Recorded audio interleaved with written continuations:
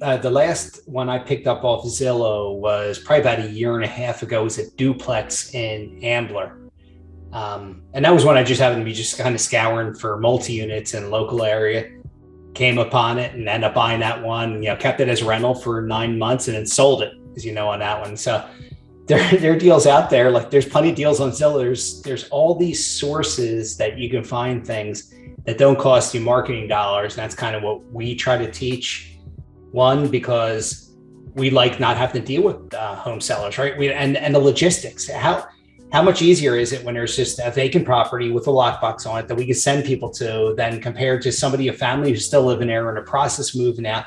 We got to get a lockbox on there, and then we got to explain how we're going to get all Tom, Dick, and Harry through all these different investors through at different times. And it's a logistical nightmare. It's a total logistical nightmare. It's a pain in the butt. So I like our method a lot better. We can afford to pay a little bit more because we're not paying marketing. We're not paying the average cost right now, which I'm seeing is $4,900 per deal with what these guys are telling me. The other investors are telling me they're paying. So basically $5,000 per deal to get a deal is what you're paying. That's pretty pricey. It used to be around $2,400, $2,500 on average back just a couple of years ago. So because of this market and restricted inventory as you're getting into, so it's important to, it's cost save wherever you can. And for us, I mean, this method's been great, and we'll never stop doing it. And maybe we'll do pay-per-click at some point down the road. Maybe we'll add some different sources. But right now, even with constricted inventory, we're still finding deals. Yeah. We're still doing stuff. We're still getting plenty of deal flow. We're not starving. We're not trying to figure out where our next deal's coming from, right? So, yep, absolutely. It's just still looking at it. Every wholesale deal, yep, not a deal, not a deal, not a deal. There's a deal. All right, we'll go with this one. And here we jump on it. Now we got Laurinburg closing in North Carolina next month, and that's a $32,000 profit roughly for us. Yep. That was a wholesaler. I was a student of ours who sold us the deal. Yep. So Snow Hill, this one ran into little snags with a buyer. Let's actually get into that a little bit because this is things that in real life that people can run into. So buyer's under contract, mortgage was going good, and all of a sudden something came up from their credit about like an old student loan debt, right? That they went bad or whatever. And now they're trying to figure out how to fix that, get that removed or whatever they got to do. So it's delaying settlement. So now we're trying to see, can we keep it active under contract, but with showings, active on the market, but under contract, give him a chance. He was still closed. Great. If not, if other offers come in, we have the right to just basically cancel that offer and go to the next one that comes in there. So that does happen, but it's another one we bought from a new wholesaler, right? He was originally asking for 110. I think we picked it up for 90. Correct. Yeah. Right on that. Yeah. So these are deals that you can get from these wholesalers, and he still made $5,000 on that, which is great for him. Yeah. And we're still going to make money on this deal here too. Yeah. I think we only had to put $700 of work into it. That's it. Yeah. It was literally $700 just to redo some minor structural issue.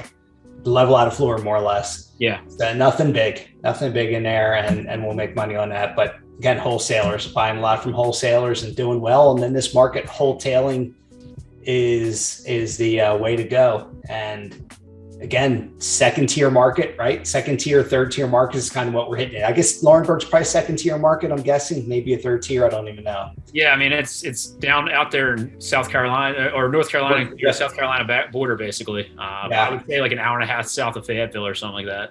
Yeah. The Ville, as they call it. But these are great markets. These are great markets to buy in. And it's been our bread and butter. I mean, when we're in Texas, we're not buying in Dallas, right? I think about one deal in Dallas, Texas, my entire life. The rest of them were either in Waco, which is becoming a bigger market now. Yeah. Or in these, real tertiary markets that we find out in the middle of nowhere, Groesbeck, right? And yeah. I can't remember some of the other names. We bought a few in Texas last year, quite a few. So, but we've done well with all of them. They've done really well. I mean, you used a term not everyone might be familiar with, Paul, a few minutes ago, wholetail. You want to dive into that? Yeah. Yeah. So wholetail is basically paint, carpet, minor issues. Maybe a hot water heater needs replaced, like Charleston, Tennessee, right? That kind of becomes a wholesale for us. We just gave them that. We didn't even actually do the work. They got a contractor out there, got a number, and we gave them a credit for $700 for a new hot water heater. That's all we did. But you can call it a wholesale. We didn't do anything on that one, but most of them paint, carpet, do some basics there. It's not doing a new roof necessarily, not doing windows or HVAC or anything like that. You're doing minor cosmetic repairs, maybe put new countertops on the on the kitchen, update the bathroom a little bit, new toilet, maybe a new vanity type deal, new flooring. Plain and easy, 10 grand. You know? And sometimes it's as minimal as making the house financeable. So yes. You might need to put in that new hot water heater or whatever the plumbing repair is type of thing. You're talking a few hundred, and it's a 2 days worth of work. Yes, great point. And you actually, so FHA, always think FHA mortgageable when you're thinking making mortgageable. And the biggest thing for the new people out there, if there's chipping paint anywhere, whether it's interior house or exterior house, it is not FHA mortgageable. So you got to scrape that chipping paint off and repaint it. Basically, that's all you need to do. Is there's a lot of times you'll see these places that it's old paint, hasn't been done. You get a painter out there, pay him $5,000, paints the whole exterior, maybe the interior too. And then you're getting potentially 15, 20 more thousand for this. So certain things really pay and bring up your value a lot more than other things. Obviously, paint, carpet, making it look clean and nice, will bring you a pretty good value. There's other things that don't give you that dollar per dollar value back, but those things definitely do, and making it look nicer. You know, kitchens looking nicer, obviously, bathroom. Sometimes the cabinets might be a little bit dated, 90s or early 2000s, but you throw in new appliances and they look great. Right, new appliances, countertops. It looks like brand new kitchen. Appliances, flooring in the kitchen will make it pop, and you can live with those late '90s style cabinets. Exactly. New pools, drawer pools, sometimes make it look great. It's crazy what you can do that's inexpensive to make it look really, really good. So those are definitely things to hit on, and just you want to think less is more in this market, because wholesaling has been a way to go as compared to a total rehab. You don't need to do total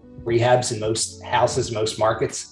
So wholesale it, make it look good. You're still going to get 20, 30, occasionally 40, 50 plus $1,000 profits on some of these things. I mean, that rental I had in East Stroudsburg, I wholesaleed it. I put new granite countertops in there, painted the place, put new carpet in there. And that was literally painted the deck. And I put 10 grand into that property, rented it for $1,200 a month for 2 years and sold it for $156,000. So I did the work 2 years ago too. So wholesaling is definitely a way to go, especially in this market.